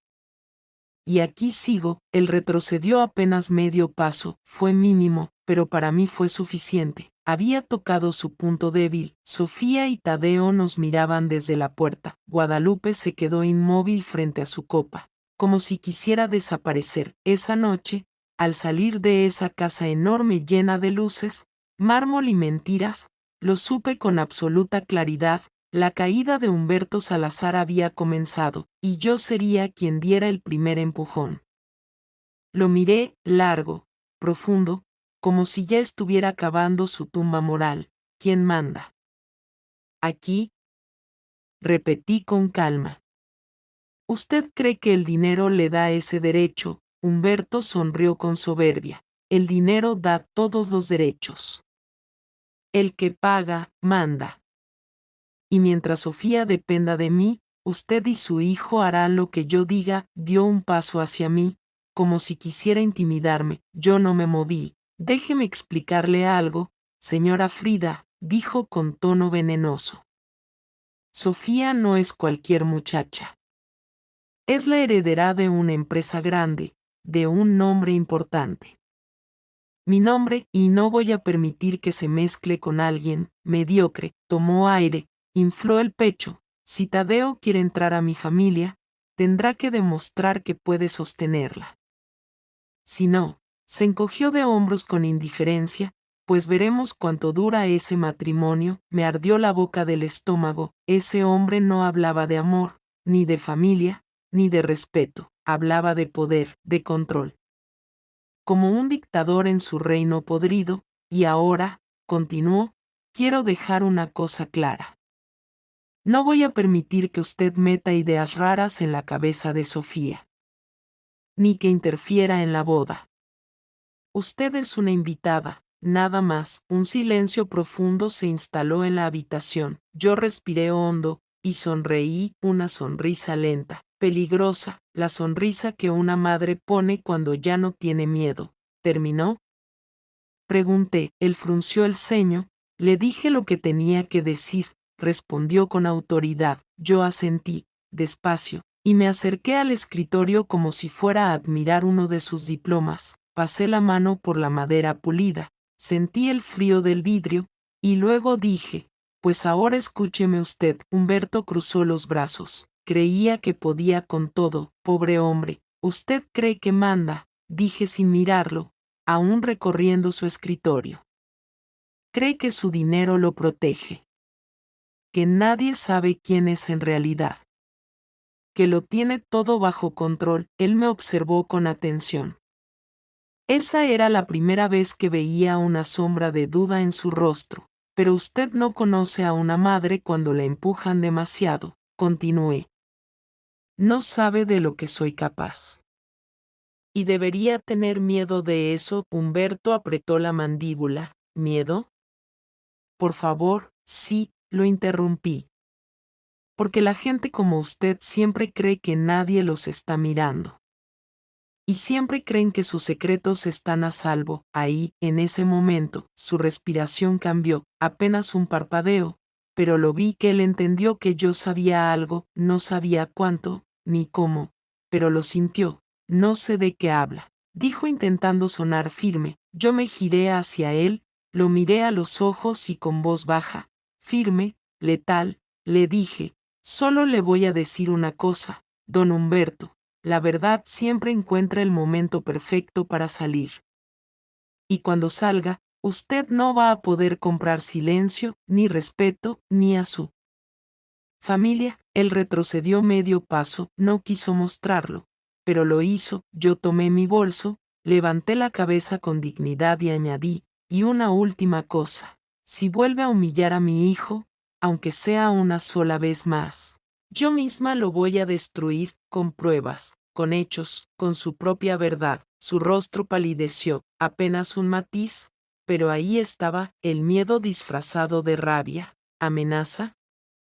Escupió entre dientes. Advertencia, respondí, la única que va a recibir. Abrí la puerta del estudio. Antes de salir, lo miré una última vez. Buenas noches, don Humberto. Salí dejando la puerta abierta. Cuando regresé al comedor, Tadeo y Sofía me miraron preocupados. Guadalupe apenas levantó la vista. Ella sabía, o sospechaba, y don Humberto salió del estudio un minuto después. Pero no era el mismo. Su arrogancia seguía ahí, sí, pero también había algo nuevo, la certeza de que alguien podía derrumbar todo lo que había construido, y ese alguien era yo, pero mientras le ayudaba, mientras lo veía ilusionado, aquel secreto en mi pecho crecía como una tormenta que ya no sabía cómo contener. Cada sonrisa de Tadeo me partía el alma, porque yo sabía que el día de su boda no iba a ser como él lo soñaba. Yo estaba a punto de romperle el mundo, para salvarle la vida. 3 días antes de la boda, Sofía vino a casa. Tocó la puerta suave, como si tuviera miedo de que alguien la escuchara. Cuando abrí, la vi pálida, con los ojos hinchados. Señora Frida, ¿puedo pasar? Me pidió con la voz temblorosa. La hice entrar. Le serví un té, pero sus manos temblaban tanto que casi derrama la taza. Se sentó en el sillón donde Tadeo había crecido, donde yo había visto tantas veces a mis hijos reír y pelear. Sofía respiró hondo y dijo: Sé que mi papá habló con usted. Yo no respondí. Solo la observé, y sé, continuó, que le dijo cosas horribles sobre Tadeo, y sobre su familia. Sofía, le dije, tu padre no tiene derecho a decidir tu felicidad. Ella cerró los ojos. Una lágrima cayó. Mi papá me controla desde niña. Todo lo decide él. ¿Qué estudio? ¿Con quién salgo? ¿Dónde vivo? Y ahora con la boda, está peor. Su voz se quebró, pero siguió hablando. Yo amo a Tadeo. Lo amo de verdad. Pero tengo miedo. Porque sé que mi papá hará cualquier cosa para separarnos. Y sé que usted sabe algo. Se le nota en los ojos. Tragué saliva. Esa niña, porque eso era Sofía a pesar de sus 28 años, estaba atrapada en la misma cárcel emocional que su madre. Una cárcel construida por Humberto Salazar. Sofía, le dije con suavidad, hay verdades que pueden doler más que cualquier mentira. Y todavía no es el momento. Ella me miró como si buscara refugio. ¿Pero llegará ese momento? Preguntó casi susurrando. Asentí, sí. Y cuando llegue, tú vas a ser más fuerte de lo que crees. Sofía lloró en silencio. Yo la abracé. No como suegra. No como futura consuegra. La abracé como madre que reconoce el dolor de una hija que no es suya. Cuando se fue, me quedé sola en la sala, con la carpeta en mis manos. La abrí una vez más. Las fotos de Humberto con aquella mujer. Los niños. Sus hijos ocultos. Sus verdaderos gastos. Sus deudas. Sus propiedades embargadas. Todo. Todo estaba ahí. Sus mentiras, su doble vida, su imperio falso, y pensé, si lo cuento ahora, destruyo a Sofía. Si lo cuento después, destruyo a Humberto. Y solo uno de ellos merece caer. La noche antes de la boda, Tadeo llegó a casa emocionado. Traía su traje recién planchado, los anillos, los papeles listos. Me mostró su corbata. ¿Crees que Sofía vaya a llorar cuando me vea? Me preguntó con esa sonrisa limpia que solo tienen los hombres buenos. Yo lo miré. Y por un segundo, quise renunciar a todo.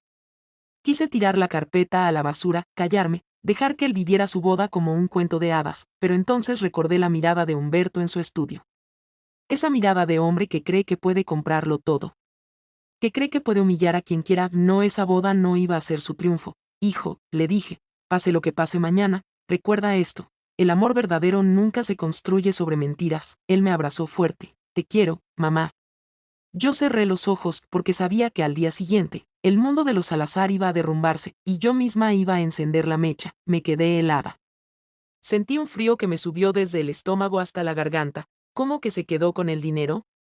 Pregunté, aunque ya sabía la respuesta. Rodrigo me pasó las fotos impresas. Casas a medio construir, techos sin terminar, paredes sin ventanas, familias enteras viviendo entre láminas y polvo.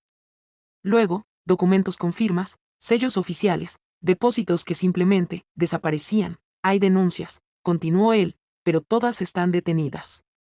Alguien las está frenando desde arriba, claro. Humberto Salazar tenía amigos. Amigos peligrosos. Señora Frida, esto no es solo un problema familiar, dijo Rodrigo inclinándose hacia mí. Si esto sale a la luz, podría enfrentar prisión. Y no poca prisión, esa palabra me golpeó con fuerza. Yo había querido detenerlo, sí. Había querido exponerlo, sí. Pero nunca había imaginado que todo esto podía terminar así, con un hombre esposado el día de la boda de mi hijo, y si lo digo, ¿arruino a Sofía? Susurré. Rodrigo me miró con una mezcla extraña de compasión y cansancio. Señora, Sofía ya está arruinada viviendo a su lado.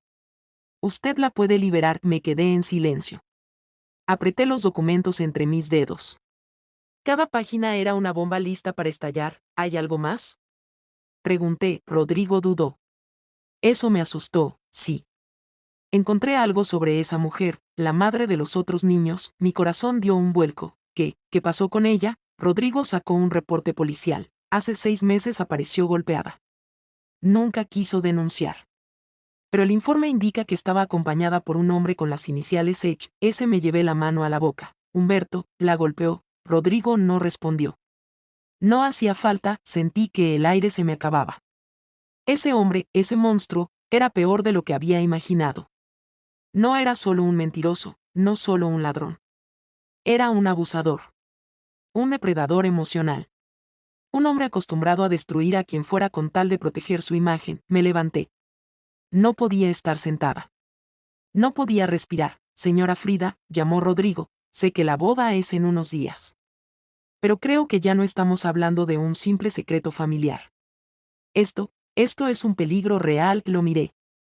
Y dije, con una voz que ni yo reconocí, no voy a permitir que mi hijo entre a una familia así. Y tampoco voy a permitir que Sofía siga viviendo en ese infierno. Rodrigo asintió. ¿Qué piensa hacer? Yo cerré la carpeta.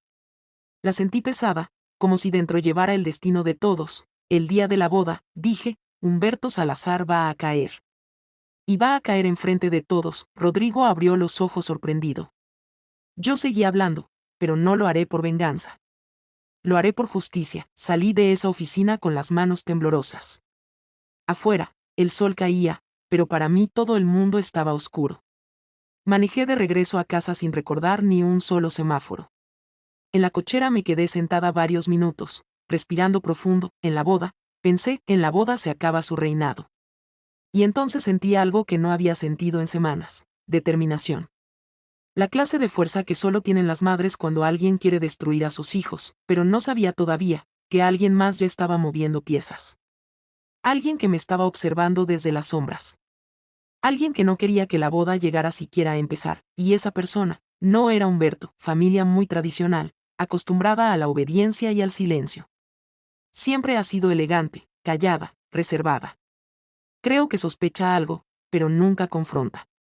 Prefiere fingir que todo está bien, como hemos visto en la cena de ensayo. Me levanté de la silla, caminé un poco por la oficina de Rodrigo.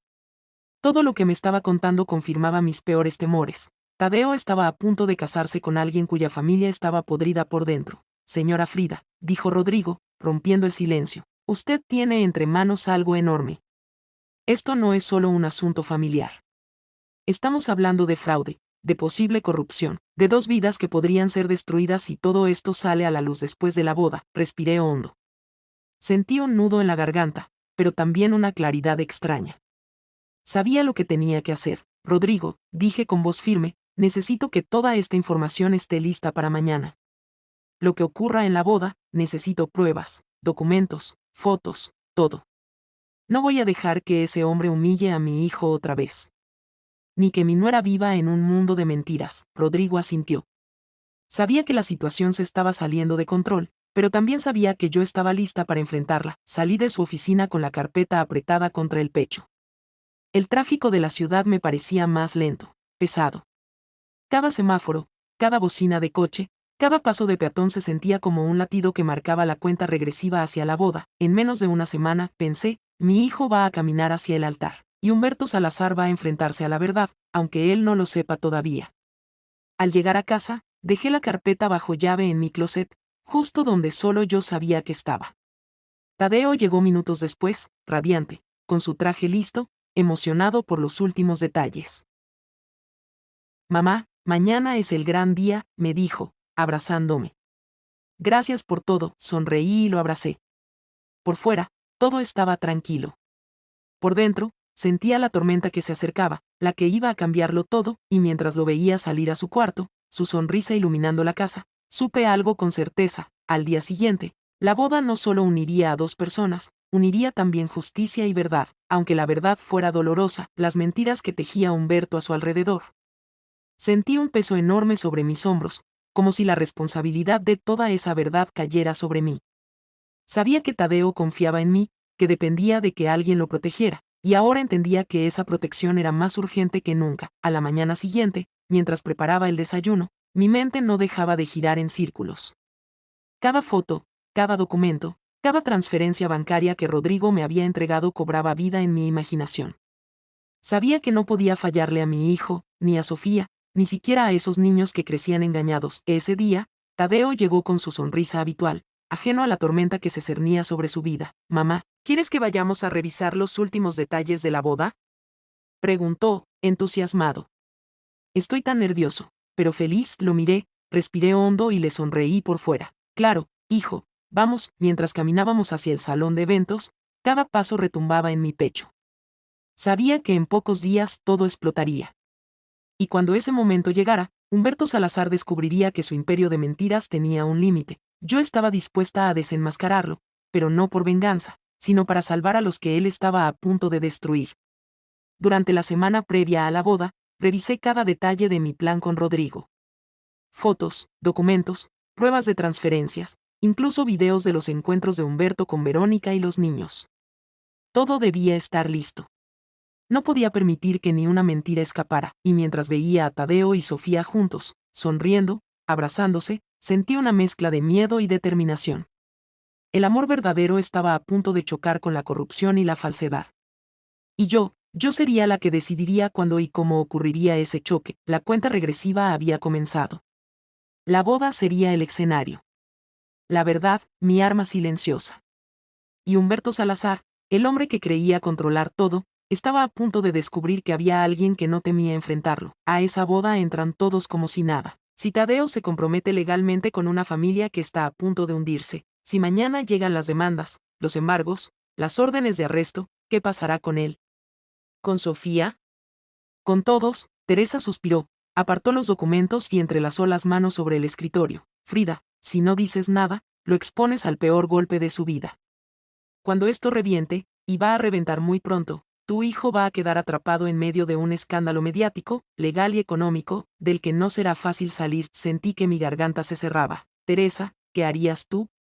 Ella me miró con una seriedad que me atravesó. Yo no destruiría la boda. Entonces, esperaría al momento exacto en el que tu silencio deje de protegerlos, y empiece a dañarlos. Me quedé inmóvil. Ese momento, continuó, no llega antes de la boda, pero llegará. Te lo prometo. Guardé silencio. Mis manos apretaban los documentos como si tuvieran vida propia. ¿Y si hablo con él, con Humberto, antes de que todo pase? Susurré. Teresa negó de inmediato. No. Ese hombre no cede, no reconoce, no corrige. Es un narcisista con poder. Si lo enfrentas sin estrategia, va a volcarse contra ti y contra Tadeo.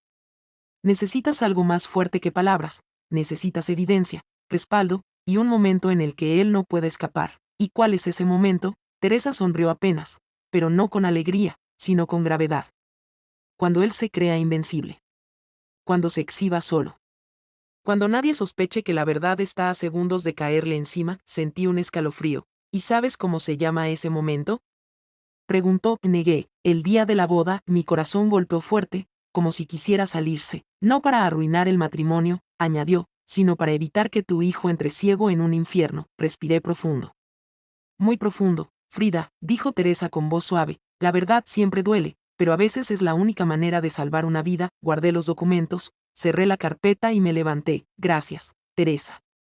Necesitaba escucharlo. Solo prométeme algo. Me detuvo ella. No actúes desde la rabia. Actúa desde el amor. Asentí. Y entonces sentí algo dentro de mí, una determinación tan firme que me sorprendió. Salí de la oficina con el viento frío golpeando mi rostro. Caminé hasta mi carro, abrí la puerta y antes de entrar, miré al cielo. 2 días para que todo cambiara, 2 días para que la verdad saliera a la luz, y aunque me temblaban las manos, Sabía que cuando el momento llegara, no habría marcha atrás, una carpeta para mí, y preparé otras 10, cada una con la misma información, cada una lista para entregarse en el momento exacto. El hombre de la imprenta me miró raro cuando recogí el paquete grueso de sobres y papeles. Yo solo le sonreí con cansancio. Él no sabía que tenía en mis manos la caída de un imperio de mentiras. Esa noche llegué a casa, cerré la puerta con llave y extendí todas las carpetas sobre mi mesa del comedor. Eran como bombas silenciosas esperando activarse. Respiré hondo, había pasado semanas dudando, temiendo, llorando, pero ahora sentía algo distinto, fuerza, una fuerza que nace solo cuando una madre protege a su hijo. Me senté. Tomé la primera carpeta. La abrí, miré la foto de don Humberto entrando al departamento de Verónica con los niños, luego la transferencia de 180,000 pesos hechos desde la cuenta de la empresa a la suya personal. Luego el documento del fraude de las viviendas, y supe con absoluta certeza que no había marcha atrás. A la mañana siguiente, un viernes gris y ventoso, amanecí temprano, no dormí. Ni un minuto, hice café, pero no pude tomarlo, las manos me temblaban, no de miedo, sino de anticipación. Fui al armario, saqué el vestido que usaría en la boda, lo colgué en la puerta, era azul marino, sobrio, elegante, quería verme fuerte, no frágil. Mientras acomodaba la ropa escuché el teléfono, era Tadeo. Mamá, ¿estás despierta? Sí, hijo. ¿Pasó algo? No, solo quería decirte que te amo y que gracias por todo. Mañana será el día más importante de mi vida. Cerré los ojos, intentando que mi voz no se quebrara. Lo sé, mi amor. Estoy orgullosa de ti. ¿Estás bien? Te escucho rara. Estoy bien, solo cansada. Mañana quiero que te sientes en la primera fila. Sí, quiero verte ahí cuando Sofía camine hacia mí. Sonreí, aunque él no podía verlo. Ahí estaré, hijo. Cuando colgué, una lágrima me cayó, no de tristeza, de determinación, porque esa boda sería el inicio de su vida adulta, y yo no iba a permitir que la comenzara encadenado a una mentira. El viernes en la tarde revisé cada carpeta una última vez. Tenía todo en orden, fotos de las dos familias, transferencias ilegales, estados financieros alterados, documentos del fraude de viviendas, denuncias de trabajadores, copias de mensajes y llamadas registradas, reporte narrado de Rodrigo, todo metido, todo comprobado. Guardé una carpeta en mi bolso, las otras 10, en una caja grande que escondí bajo mi cama, por si intentan destruir la evidencia, me dije en voz baja. Nada de esto desaparecerá. Esa noche no cené. No pude, el estómago lo tenía revuelto. Caminé por la casa, vi fotos de Tadeo de niño, sus dibujos, su diploma de la primaria, su traje de graduación, y cada recuerdo era un recordatorio. Él merece ser amado, no humillado. Miré el reloj, faltaban 16 horas para la boda. Me senté en el sillón, abrazada a una carpeta como si fuera un escudo, y ahí, en ese silencio, supe con claridad qué iba a pasar mañana. Si don Humberto intentaba humillar a mi hijo, si intentaba apagar su felicidad, si intentaba demostrar poder frente a todos, entonces yo levantaría la voz, sacaría la carpeta, y revelaría cada secreto, cada mentira, cada crimen, sin temblar, sin llorar, sin miedo. Porque una madre no destruye una boda, una madre destruye a quien amenaza la felicidad de su hijo. Se iba a convertir en realidad. La mañana de la boda amaneció extrañamente silenciosa, como si el mundo contuviera el aliento antes de un desastre anunciado. El cielo estaba nublado, y una humedad espesa se pegaba a la piel, presagio de tormenta. Me vestí despacio, con las manos temblorosas pero el corazón firme. Guardé los sobres en mi bolso, sentí su peso, un peso que no era de papel, sino de verdad. Cuando llegué al jardín donde sería la ceremonia, todo parecía perfecto, flores blancas, arreglos elegantes, música suave, invitados sonrientes. Pero debajo de esa perfección había algo podrido. Yo podía olerlo.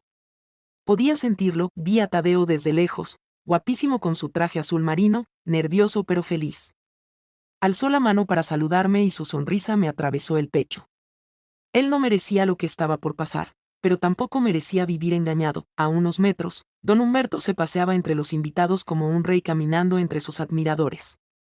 Traje impecable, mirada altiva, esa sonrisa falsa que solo usan los hombres acostumbrados a manipular. Cuando nuestras miradas se cruzaron, él me dedicó un gesto mínimo, un gesto que decía yo tengo el control, pero no. No lo tenía. Ya no me acerqué a mi asiento y aguardé. Todo iba a comenzar. La ceremonia transcurrió hermosa, casi mágica. Sofía apareció radiante, con lágrimas en los ojos y una ilusión tan pura que me dolió mirarla. Don Humberto tomó su brazo con excesiva posesión, como si incluso ese día quisiera dejar claro que ella le pertenecía, pero cuando intercambiaron votos, cuando Tadeo tomó las manos de Sofía y le prometió amor, respeto y fortaleza, vi algo en ella que no tenía nada que ver con su padre. Vi esperanza. Vi un comienzo. Y me pregunté si tal vez, solo tal vez, aún podía salvarse algo. Después de la ceremonia vino la recepción, y el momento que había estado esperando, y temiendo, durante semanas. Vi a un mesero acercarse a don Humberto con el micrófono. El corazón me golpeó el pecho como un animal atrapado. Él se levantó lentamente, acomodándose la corbata, sonriendo para las cámaras, caminando hacia el escenario con la seguridad de quien cree que el mundo entero se arrodilla ante él. Yo puse la mano dentro de mi bolso, rozando los sobres. Ya casi, don Humberto tomó el micrófono. Golpeó suavemente la base para probar el sonido. Todos guardaron silencio. La música se detuvo. Los ojos se volvieron hacia él. Queridos invitados, comenzó, con voz potente y sonrisa venenosa. Hoy es un día importante para nuestra familia. La palabra nuestra me prendió fuego por dentro. Pero también es un día en el que debemos hablar con honestidad. Ahí estaba.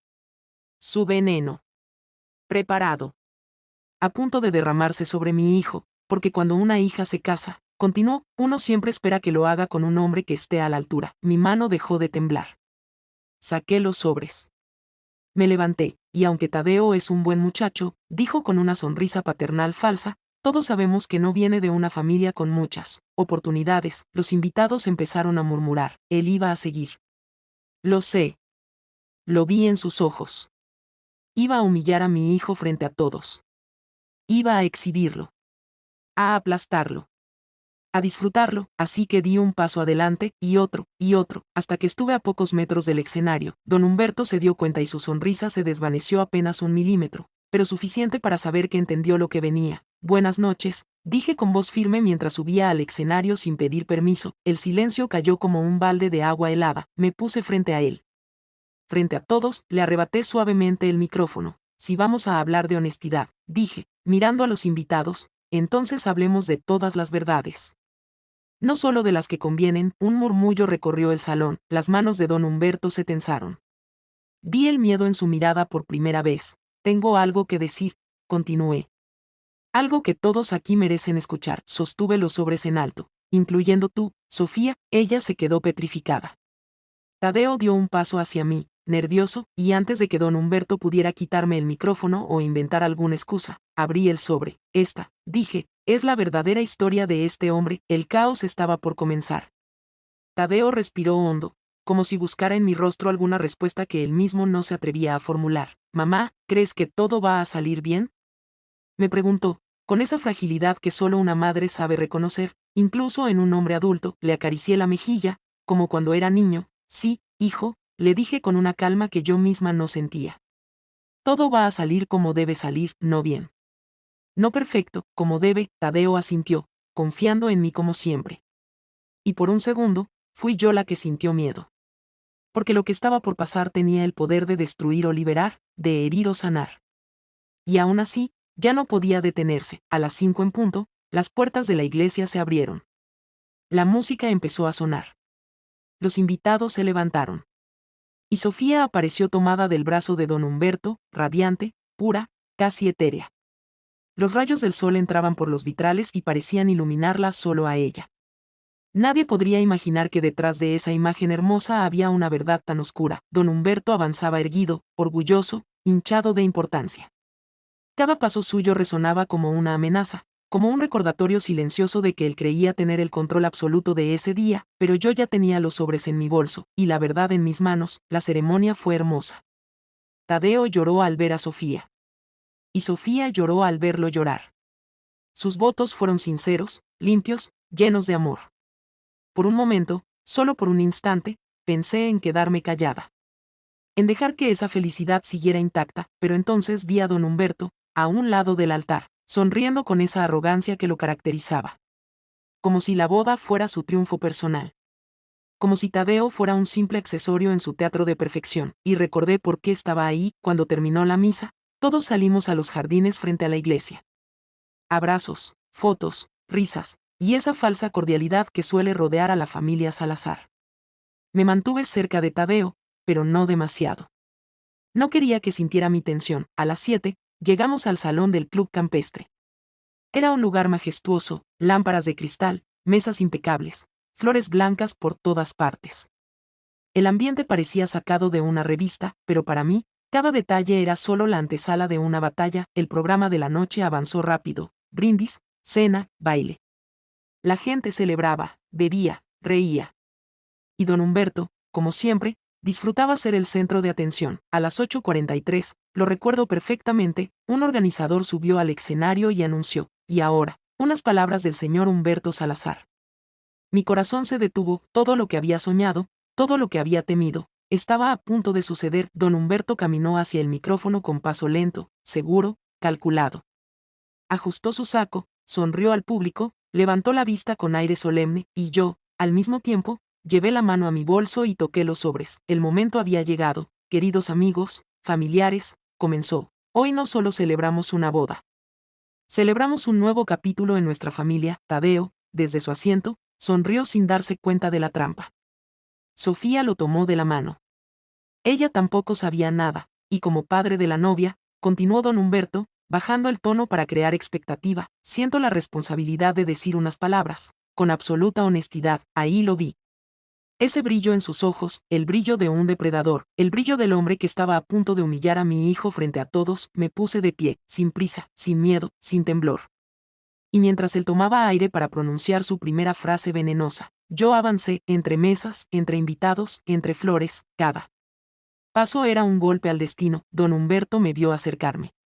Su ceja derecha se alzó, apenas, pero suficiente para revelar su sorpresa. Yo no me detuve, subí el primer escalón, luego el segundo, luego el tercero, y cuando él abrió la boca para destruir a mi hijo, le arrebaté el micrófono con suavidad, pero con firmeza. Un silencio sepulcral llenó el salón. Respiré hondo, miré a Sofía, miré a Tadeo, miré a doña Guadalupe, miré a don Humberto, y dije: si vamos a hablar con honestidad, entonces hablemos de todas las verdades. Sostuve los sobres en el aire, incluyendo las que usted, miré directamente a don Humberto, lleva ocultando más de 20 años. Las primeras exclamaciones se escucharon entre las mesas. El monstruo por fin mostraba miedo, y yo, por primera vez en mucho tiempo, sentí paz.